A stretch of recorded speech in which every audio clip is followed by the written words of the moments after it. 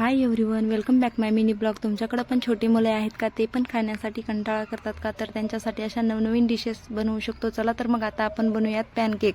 त्यासाठी लागणारे साहित्य आहे. त्यासाठी मी एक पतंजली बिस्किट पुडा घेतलेला आहे, एक केळी घेतलेली आहे, थोडंसं दूध घेतलेलं आहे, त्यानंतर साखर घेतलेली आहे आणि थोडेसे ड्रायफ्रुट्स घेतलेले आहेत. त्यानंतर आपल्याला मिक्सरची गरज पडणार आहे. त्यानंतर लगेचच एक मिक्सरचं भांडं घेतलं आणि त्यामध्ये केळी कट करून टाकली. आपण जे साहित्य बनवलेलं आहे ते आपल्याला त्यामध्ये ॲड करायचं आहे.